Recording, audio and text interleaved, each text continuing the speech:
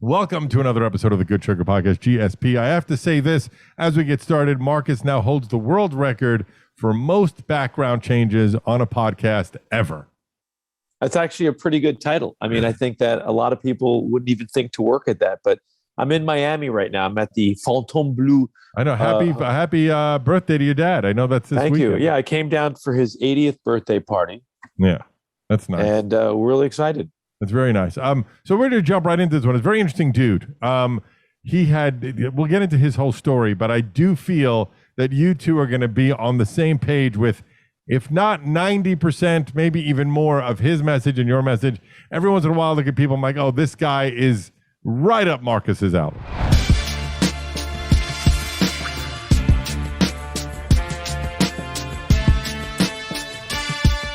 Author of Beat Cancer Daily, Chris Beats Cancer, and his new book, Cancer Kitchen, Beat Cancer Kitchen, which, by the way, congratulations. I looked this morning, #1 new release in natural foods on Amazon. So kudos to you for that. And you'd hear this. He describes himself as the guy who wears many different hats: husband, father, real estate investor, musician, blogger, health coach, and public speaker. Chris Wark, thanks for coming to the show.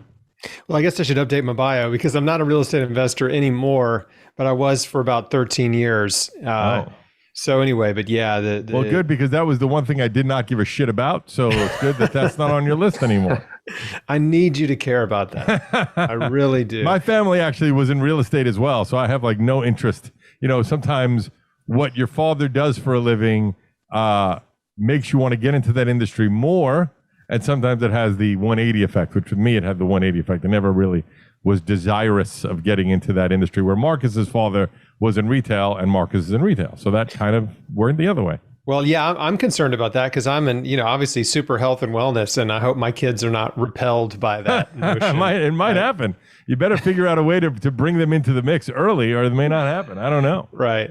So let's start with the obviously thing you've probably talked about a million times, but it is a fascinating story. At 26 years old, and about 17, 18 years ago, you were diagnosed with stage 3 colon cancer. And then through mostly from what I've read, dietary changes, moving to very unprocessed foods, all the things that Marcus talks about as well, changed your entire life. Is that a good way to look at this? Yeah, I had surgery. They took out the tumor and they told me I needed 9 to 12 months of chemotherapy. And I decided not to do chemotherapy, and I radically changed my life. I got really excited about the idea and was inspired by a very simple belief. And that is that the body creates cancer and the body can heal it if given the proper nutrients and care. And I went from becoming a powerless victim of disease, which is what most cancer patients are told they are, right? They're told it's either bad luck or bad genes, and that there's nothing they did to contribute whatsoever to their current condition, which is, in my opinion, medical malpractice to disempower a person so egregiously. But anyway, I went from that kind of a person, right, with no hope, to realizing I could change my life. And if I took massive action, there are things that I could do to help my body heal. And so I set about on a life-changing journey to figure out everything that was in my life that might be contributing to disease, and identify and eliminate those things and replace them with health promoters. Mm-hmm. Well, let me ask you this, starting out 17, 18 years ago, where did you look to find the things that made sense to you for what you were going to eliminate and what you were going to bring in? Because as we know these days, more so now than ever, there's nothing but misinformation, and not just misinformation, but I believe if I looked hard enough, I could find someone who believes that eating Twinkies every day is the way to good health. So if you do, there's just enough contrary opinions on the internet to make, as long as whatever you're looking for, you can find some people that believe in that. So how were you able to filter out the noise and get to what started working for you? Was it trial and error, or was it some source? I just stuck to TikTok. That's pretty much where I got all my health information. That's smart. That's smart. Yeah. At least that tells you that you're on top of things. No, especially if you did that 18 years ago, that's even more impressive. Yeah, I have a buddy who's a time traveler, and we jumped up to 2020, and I learned some things. No, so what happened was I actually had the benefit of the internet being really crappy, right? Because in January 2004, when I was changing my life, there was no social media. Right. There was no YouTube. There was no YouTube. There was the internet. There was the basic internet, but there was no social media sites. The internet was super basic. And so I didn't get any information from the internet. Zero. Everything I learned from books. And the first book that I read was sent to me from a man who is a friend of my dad's. He was in Alaska. I'm in Tennessee, but he sent me a book written by a guy named George Malcolmus, who had healed his colon cancer like 25 years prior, with a raw food diet, with raw foods and juicing. And so that one story inspired me, and it made sense to me. The idea of overdosing on nutrition, of just flooding your body with vitamins, minerals, enzymes, antioxidants, and all these thousands of phytochemicals in plant food, anti-cancer compounds, that was exciting to me. And so I converted overnight to a raw food diet. And I went out and bought a juicer. And I was just like, look, I'm going to figure this out, right? I don't know exactly how to do it, or I don't have a whole bunch of science. I don't have any science, right? I have one guy's testimony, one guy's story. Right. That could be looked at as purely anecdotal, but it doesn't mean. Of course. Yeah, it was purely anecdotal, but I had a sense that, the truth is self-evident, right? And when someone tells you that fruits and vegetables are good for you, right? It's true, right? And when someone tells you that the reason that we have such high rates of cancer, heart disease, diabetes, and all these other chronic autoimmune inflammatory diseases is because of our diet and lifestyle. And if you look around the world at countries that have really low rates of these diseases, and you look at their diets, they're very different. You look at their lifestyles, they're very different, and they're healthier. And so it didn't take a whole lot of convincing for me to accept that these are these things are true. So I didn't have a guarantee that changing my diet would help me heal or prevent a recurrence or survive, but I knew it wouldn't hurt me. And I was excited to find out what would happen.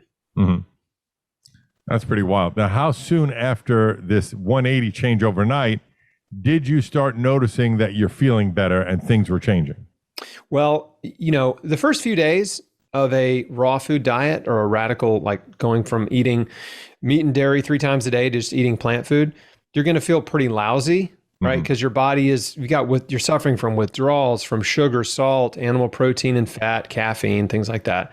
But once you get over that hump, 3 days, 4 days, then you start to feel good. And so that's what my experience was. I just had really low energy for a few days and was kind of like, I don't know if I can do this. But I started to feel good, more energy, sleeping better.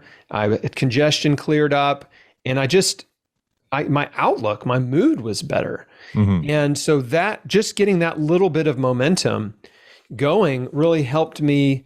It's just sort of kickstarted my journey, because then I realized, okay, if I can change my diet, and if I can only eat raw fruits and vegetables and feel good, what else can I do? And when did you start looking into other things? Like, not just, I know you're big on holistic health and things like that, but like, what other, besides the food, which I want to get into the book as well, but other than food, where did you start looking to make transitions in your life? So immediately, all right, I went from book to book to book to book, like every book I could find that was on holistic health or alternative cancer therapies, right? Healing the body with nutrition. Like, I was reading as many books as I could find. And the cool thing was, at that time, and you mentioned this earlier, right now there's so much misinformation on the internet, right? And it's hard to sort through it all, which is really the reason I wrote my first book, Chris Beat Cancer. It's the reason I started my website 11 years ago, chrisbeatcancer.com, is just to help people, come back to just this simple approach of hardcore radical life change and shifting your daily routine from things that are promoting disease over time to things that promote health. So the raw food diet was like I said, kickstart for me to realize, okay, there's more I can change. What else can I change? What else needs improvement? Well, we know that up to 90% of cancers, maybe more, are caused by our diet, our lifestyle choices, and environmental factors. Right? So those are the three big categories. Well, diet is the Western diet, tons of meat and dairy, processed food, junk food, sugar, salt, and oils. Lifestyle, smoking, drinking alcohol, drug use, illegal drugs, prescription drugs, being sedentary, being overweight and obese. Obesity is the second leading cause of cancer. It's the second leading cause. Number one cause is smoking. Well, guess what? These are both caused by what you put in your mouth. Right, for sure. You're not a victim of disease, right? You're a victim of your own choices, compounded over time. Chris, where are you based out of? Memphis, Tennessee. The health mecca. He lives adjacent to the William Morris processing plant. I know it. Thank you for sharing your story. And I think it's very positive, the stuff that you're putting out there into the airwaves. And I agree with it. And I think being in the industry, as long as I am, meeting with people and talking about this stuff repetitively ad nauseum every day for years of my life, and I'm going back into it. And I just finished a book on the subject matter. First of all, when you said, I'm just tracing back, you said it should be medical malpractice to take away a person's, we'll say, I'm paraphrasing, inner strength or belief that they can take an approach to heal themselves. And when you said that, I thought to myself, it's for medicine, it's actually best practice for them to do that, because obviously they're a giant retail store and they have an industry. And I'm not sure that they would have an industry if people took matters, the portion of the matters into their hands to help themselves. So the thing that just jumped out at me, which I think is really important, is that I think that in 2022, the audience is now primed. They've heard it enough, similar to knowing that there's environmental changes taking place. There's always going to be doubters. There's always going to be haters. But the intelligent audience, the most important audience, really, a listener to a show like this or someone who gets your book, they're primed. They know this stuff now. And so moving into this deeper than just saying, hey, look, you guys have to eat better. You have to exercise. You have to eliminate stress.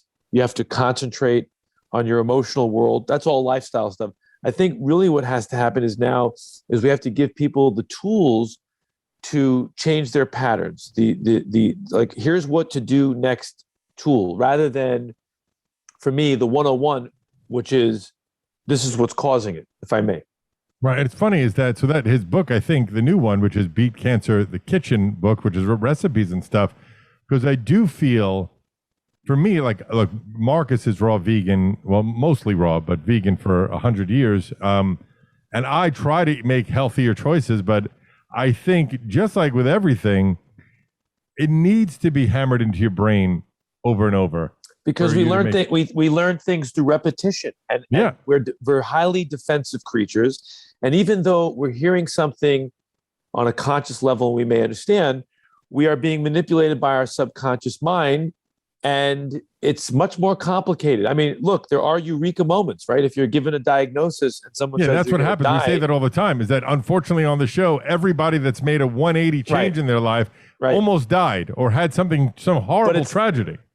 It's not like that with everything, because again, it's when a person is ready, they don't need to hit a bottom or be in a disaster. That's also changing, and we can see that all over the place. The idea is, what does a person do to interrupt a pattern that they've been following since the time they were zero?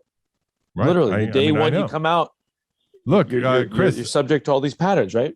I know that I should be eating more raw vegan, but I try, and I go into backslides every now and then I get mad at myself. It happens all the time, especially in this country where it's so easy to eat crap. It's everywhere. Crap is everywhere, and it's cheap. So to make the real changes, I think the biggest differentiator for most people is planning. Because if you're hungry, or if you're you want to eat and you haven't planned, you're going to grab that easy donut or that pizza instead of saying, all right, let me go shopping and make sure that everything makes sense and blah, blah, blah. You're going to do the impulse. And that's what I tend to do. Yeah, if you don't plan your meals in advance, you're going to eat the quickest, fastest, cheapest thing, right? And so I definitely had to create a very simple plan for myself where I was eating the most nutritious anti-cancer foods every day, and I basically ate the same thing every day, a giant salad, and that's what's on the cover. So it's like the tribute to my cancer journey is this picture on the cover of Beat Cancer Kitchen, which is the giant salad: broccoli, cauliflower, kale, cabbage, onions, mushrooms, garlic, peppers, like all the most potent anti-cancer foods. And when I realized I need to be eating this every day, then I started eating it twice a day for lunch and dinner. And I decided I'm just gonna keep eating this and this only. Now the recipe book has a lot more wonderful plant-based recipes in there, raw and cooked. But for simplicity's sake, if you're trying to heal cancer or advanced disease, you need to focus on the most potent foods, especially the anti-cancer foods if you have cancer, and just eat those, right? Right. I didn't want to waste an opportunity to flood my body with anti-cancer nutrition by eating a meal that was suboptimal. So that was a deliberate choice that I made, and it simplified things for me too. So because I knew what I was going to eat every day, I just knew, right? Same thing every day. No, it just. I would personally, Chris, lose my fucking mind. I like food too much. I need variety. I don't like eating the same thing 2 days in a row, let alone every day. But what's nice also is that, and Marcus always makes fun of me for this, because I'm very science logic based. And we had a guest on the show, I guess almost a year ago now, who is a doctor that backs up your claims in a lot of ways. And I don't know if you know him, Dr. William Lee. He wrote a great book called for sure. We're Eat friends. to Beat Disease. Yeah. And you guys are on the same page with a lot of this, although his is not all raw. It's all about eating the right foods to repair what's going on inside you. It doesn't have to be raw. That's number one. Right. And number two is that what people need to understand, it's not about eating the right foods to repair. That's secondary. It's about eliminating the wrong foods first, because that's the key. The key is to understand that it's not what you bring into your diet. Because again, if you go back to your Hostess Twinkie guy, if that person is eating 16 Hostess Twinkies a day and decides to have a salad midday, it might be too little too late. So the idea is it's what you eliminate, what you leave out of your diet. It's a elimination concept. That's the key. And then the body is a miraculous healing machine. When you get out of its way, it does the job that it needs to do. And certainly it needs energy and fuel and replacement parts. So then the next question is, yes, what do I eat? But I don't think you put one before the other. I think it's more, especially in the case when someone is battling disease, because they don't necessarily have time and the luxury of making mistakes and letting their body parse through bad information. So the ultimate mountaintop here is to say, okay, what is it that I have to eliminate from my diet? Followed by next, okay, what is it that I'm supposed to eat? Right. So like last night, I probably shouldn't have had that ice cream cone. No judgment from me, but yeah, it's really two sides of the same coin, right? A person has to have a revelation of that they have a problem, right? They have to understand that what they're doing may be killing them, which is what I realized about myself. The way I was living was killing me, and that there were foods that were contributing to disease, and I should not eat those foods. And then what foods contribute to health? I should eat those, right? So it's like, yeah, addition and subtraction. You're subtracting the bad things and you're adding the good things. So, right, it's not a vacuum. You're doing both at the same time. You're a giver. I'm a taker because because I was in the juice cleanse business for 10 years. And I had to explain it in the right way. And I would say it's not so much that the juice is a cornucopia of nutrients, which it is. It's actually because I wanted to be scientific, Ralph, that I said it like this, so that I did have the support of people in medicine, and people were saying, yeah, go see that guy who put you on a cleanse, you'll feel great. And I said it the right way, which was, it was that during a juice fast, a juice feast, or a juice cleanse, whatever you want to call it, you're eliminating all your dietary mistakes. Yeah, I know that's what it is. Yeah, that's the easiest way to look at it. I just, again, as someone who I've had which we've well documented on the show, an unhealthy relationship with food, because I just love, I went to restaurant school. I ran a restaurant for 4 years.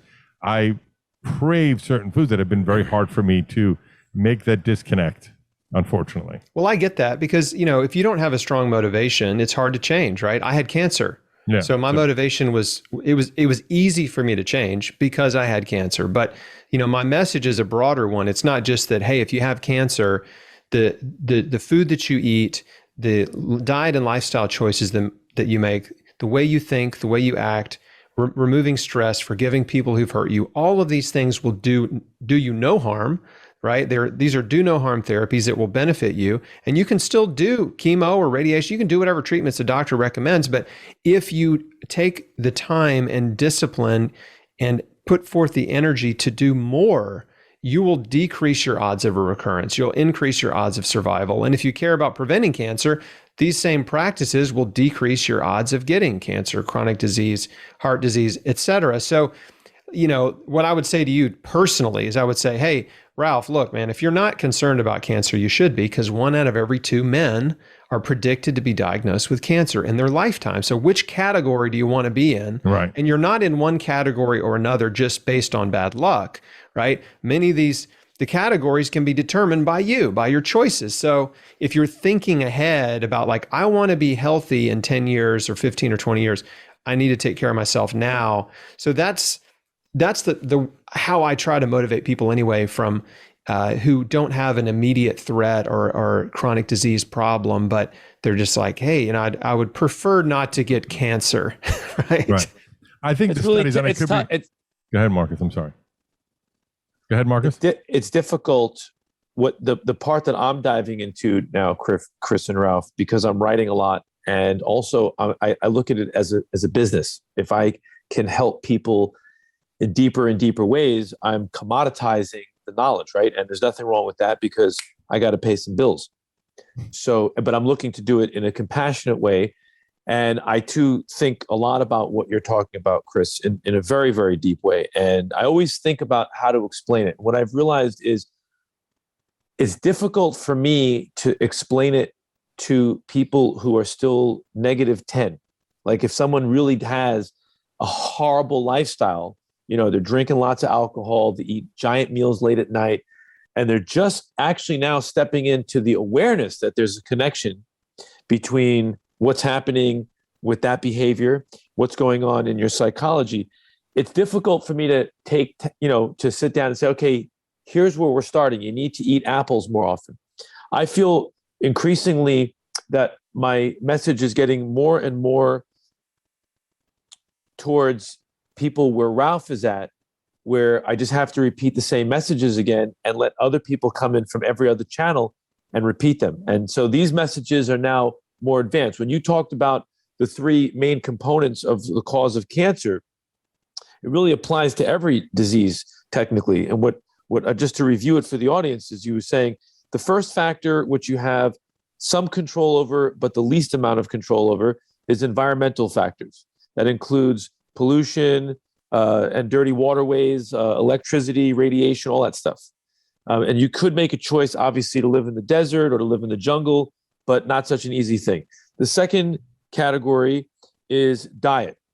Garbage in, garbage out. And I think people now get it. There is a huge link to what you eat and how it affects your chemistry overall. And then the lifestyle one is very broad, because lifestyle just doesn't mean going to the gym. It's also the disciplines you have of how you control stress, because stress is an enormous factor in our immune system and inflammation and, obviously, the big C, right? We're talking about cancer. So the lifestyle category is a very big category. It really encompasses addiction, self-esteem, self-love, self-work, blah, blah, blah.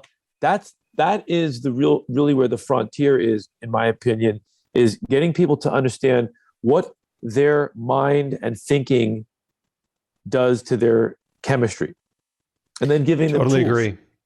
Totally agree. The hardcore diet change, to me, I think is beneficial, not just from the nutritional standpoint, the physical standpoint, but I think it is such a powerful pattern interrupt psychologically. Like it breaks somebody out of this vicious cycle, and it gives them, like it did for me, this sense of, oh, what else can I do now? What else can I change? I've changed this. This is a big deal. Like I've accomplished this change in my life. What else? Right. And that, because anybody can change their diet overnight and anyone can start exercising overnight. And that's what we encourage people to do because those are big shifts and they produce results pretty fast. But the mental, emotional, spiritual, and social elements of health take time, right? And so that's a huge part of my message as well. And in 2 of my books is helping people work through those aspects of changing their life and their health and removing stress, because ultimately stress leads us to self-medicate, right? And when we have guilt and shame and anger and bitterness from our past, when we're constantly worrying about the future, when we're engaged in negative thinking in the present. Anxiety is the bucket. Yeah. When people are just rife with anxiety and they're not even aware. They think that it's a regular state of mind because they've been in it their entire life. You have to become aware that there is anxiety and try to see step by step each and every trigger. Some of them have to do with today's triggers. There's danger around you.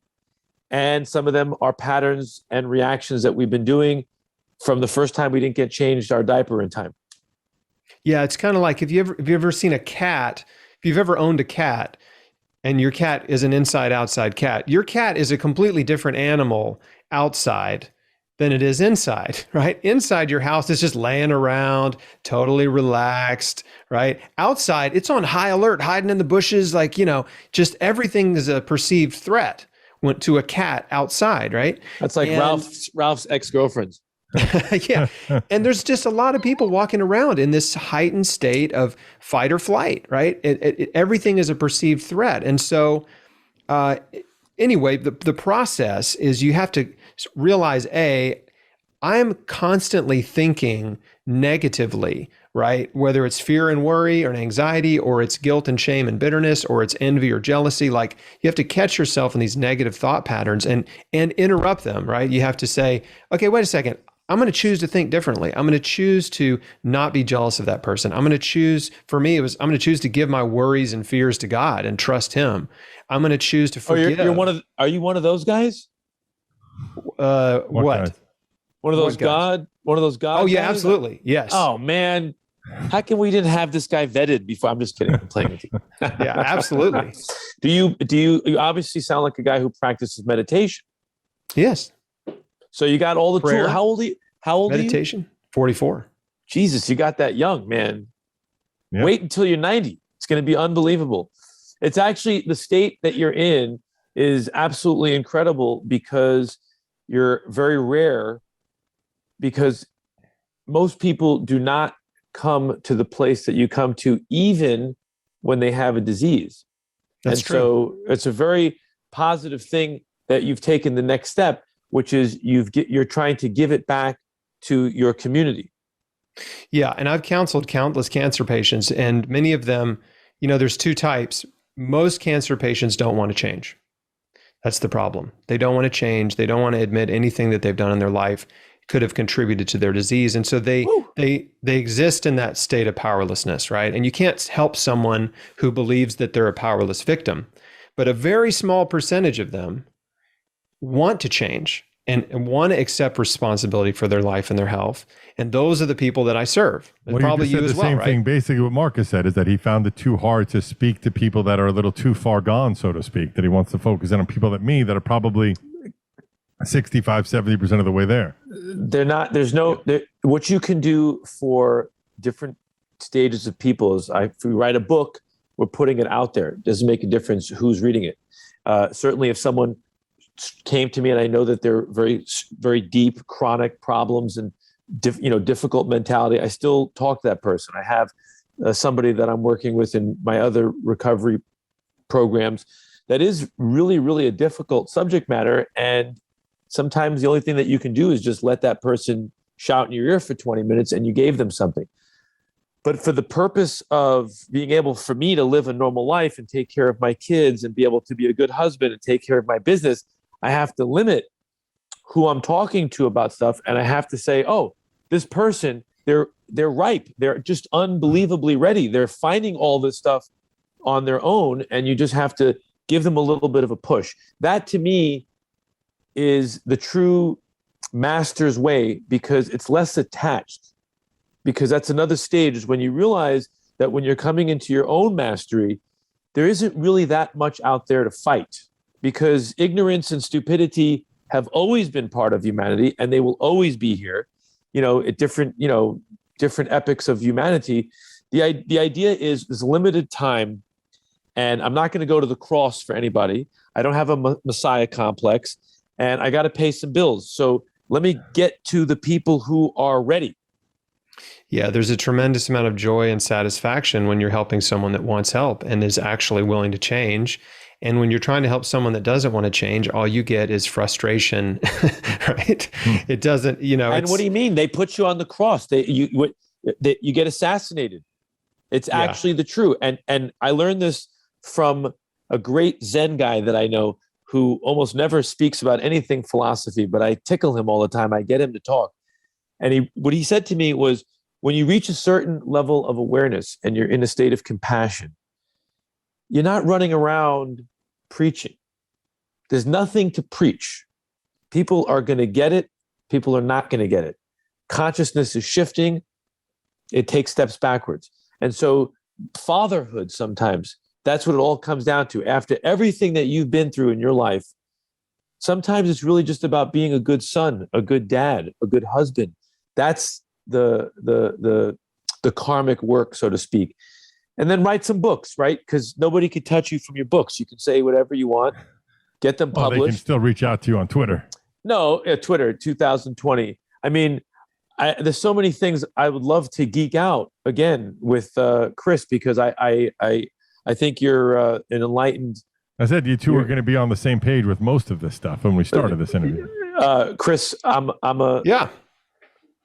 I love having talks about God. I wouldn't do it on a podcast because it's endless and monotonous. I love talking about the different paths that there are, but I can see clearly that you're a very conscious and awake person. And I would say that the first two things that I would suggest that you do this, I'm offering you my opinion. Number one, wear a bulletproof vest and do a lot of ducking and moving, dodging. What do they call that? Serpentine pattern when you're working, because people are coming to get you. The second thing is that I would say is that I think that the trend and the movement now in consciousness is to draw people's consciousness towards their childhood experiences as a means of becoming enlightened. Because when a person becomes enlightened, all of the negative behavior patterns melt away. So why not get right to the root of the problem? I appreciate that. And we do agree on identifying root causes. It's like if your roof is leaking, right? If water's dripping from your ceiling, you can put a bucket under it and that'll prevent your floors from getting messed up. And that's like treating the symptom, right? You're mitigating the damage.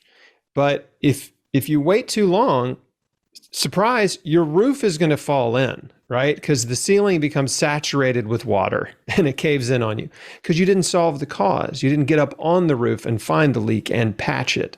Well, the cause here has been taboo for it's a taboo in the human mind to betray mother and father, to go back into all these guarded and protected bunkers in our psychology and look at how in the subconscious mind, there is no timeline. The subconscious mind does not have a past or a future. It's just one continuum. We are recreating our childhood in our adult lives. We are just creating a stage with all the characters to be in that perpetual state. And it doesn't make a difference whether you had a close to perfect childhood or a rotten one. There's always work for the human to do to heal the consciousness. There's always work to be done. Yeah, forgiveness was a big part of that for me, and I think for almost everyone. There are people in your life, there's pain from your past that you need to address head on instead of ignoring or avoiding or medicating against, and face it head on and forgive the people who've hurt you. And that's what I encourage everyone to do. Are you a sober guy? You sound like a sober guy too. Yeah, I mean, I'm not addicted to anything. If you mean by sober, no, I meant yes. you talked. It sounded a little bit like 12-step program and some of the things that you did. Were you ever? No, I never went through 12 steps, but I definitely appreciate them because there's, the first rule of 12 steps, right? Is you have to admit you have a problem, right? And so in cancer, right? In cancer, it's like, hey, you've got to admit you have a problem. And this is what I did. I said, hey, the way I'm living is killing me. And this is not. What were you doing? What were you doing out there 18 years ago? Well, tell us. Come on. I just fit into the box of all the things that one would do to promote disease, right? I was eating the standard American diet. I wasn't taking care of myself. I had tons of stress, right? Big meat, you were a huge carnivore. For sure. Yeah. You were eating processed sugar all the time. Oh yeah. I mean, you drank alcohol at Sundays, beer, football teams. Alcohol wasn't a big thing for me, and I had quit smoking, maybe 5 years before that. Or crystal meth, huffing gas. No major drugs. Oh, you were a good kid. You're a good kid. I was a pretty good kid, but I had a lot of negativity. I mean, I struggled with insecurity and competitiveness and jealousy and envy, and I had resentments and bitterness toward people in my past, and so I had a lot of unhealthy mental thought patterns, right? Bad mental habits that I had to just be honest with myself, right? And realize I don't have to think this way. I can change the way I'm thinking. I can forgive people who've hurt me. I need to swallow my pride and humble myself and face my flaws and my fears and my failures in order to change. And so again, that's like sort of the 12-step thing. And this is what I encourage cancer patients to do, is just to get really honest, sober, right?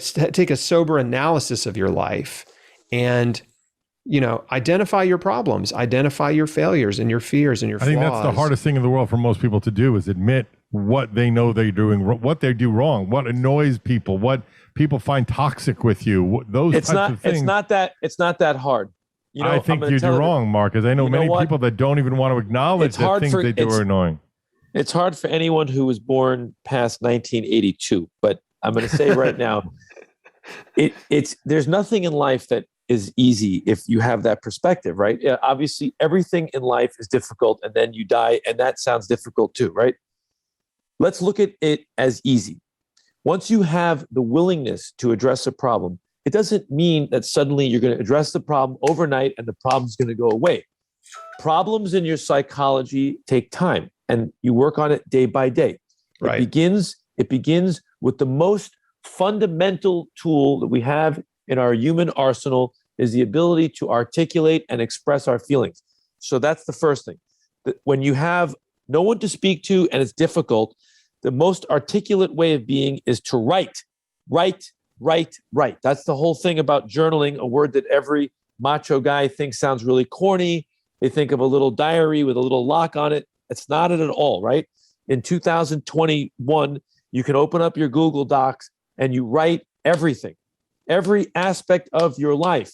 The first time your pee-pee touched a vagina, when it didn't, every bad thing, every good thing, right? Philosophy. Why did you assume my sexuality in that statement? Well, that's a big part of it. But the writing is a way of expressing. And then you can have specific tasks. Someone can say to you, okay, now I want you to write down your relationship with food your entire life, starting with mommy and daddy, blah, blah, blah. Okay, let's talk about your sex content. What's your sexuality? Give me an inventory of that. Then you move on to your relationship with family. You can write about your negativity. I can sit down and say, someone write about anxiety.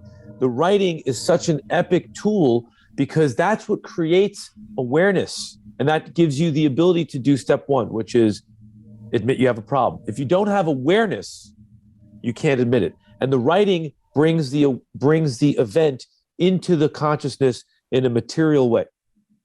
Yeah, getting your thoughts on paper, right, is very, very powerful. There's a book called Expressive Writing that's really all about that, and this technique of stress reduction, where you write, you're writing down your thoughts, your frustrations, your feelings, your anger, whatever it is. You're writing it down, and just that act, and then you destroy what you wrote, right? You tear it up, you burn it, you just destroy it, and yeah, it's very Tibetan sand painting.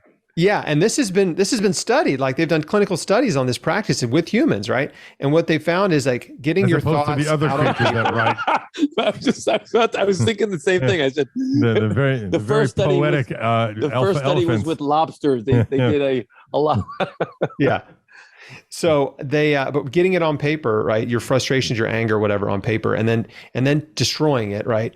it alleviates this conflict that we have, and it's almost hard to articulate, but it relieves this pressure, right, that we have between our conscious and our subconscious mind, and these unresolved problems that we have. And it, again, like you said, you become aware of the way you're thinking and what you're thinking, but then it also detaches you from some of the pain and stress of those things. And you realize, it's okay. And I think the act of destroying it maybe alleviate some kind of secret worry that you may have that someone would find it and read it at some point. Right? Well, for years, they used to suggest that whenever you had a problem with somebody or unresolved issue with someone, to just write them a letter and never mail it. That was one that's been circulating for years. Mark, we took up a lot of his time, so let's do this. It's at Chris Beat Cancer, chrisbeatcancer.com. The newest book is Beat Cancer Kitchen, which again is #1 release in natural foods on Amazon Books. So congratulations on that. Is there anything else you want to plug before we wrap it up with you? I've got 3 books. Chris Beat Cancer is really my story, and it gets into all the details, the nitty-gritty details of what I did to survive and thrive. My second book is called Beat Cancer Daily, which is a daily reader. So it's 365 days of inspiration, encouragement, and action steps to survive and thrive. So there's philosophy, there's psychology, there's practical tips, all kinds of good stuff in there on faith and fear and stress reduction and courage. And then, of course, the brand new book, it is #1 on Amazon in lots of categories, vegetarian diets and whole food diets and nutrition for cancer prevention. We're really excited. It's doing well already. You can get it from any bookstore or through Amazon. It'll be in stores November 16th. So those are my big plugs. And last plug is my website. Just so folks understand, I've interviewed dozens and dozens of people who've healed cancer holistically, medical doctors and PhD scientists and researchers in the last 11 years. And that site is a repository of information for anyone who has cancer and wants to help themselves heal, or is just serious about prevention and just wants to know what they can do to improve their life, to put themselves in the lowest risk of disease. So chrisbeatcancer.com is a free site. It's all free. It's there for you if you want it. Great. Thank you so much. Follow me everywhere at I Am Ralph Sutton. My other podcast, the SDR Show, comes out twice a week. And I know Marcus never wants to plug anything, so I'm not even going to ask him. But next week, the show comes out every Monday. We love that you're sharing the show. Numbers have been going up every single month. So it's I Love Good Sugar is the new Instagram handle, right, Marcus? I love Good Sugar, yes. All right, and we'll see you next week on GSP, the Good Sugar Podcast.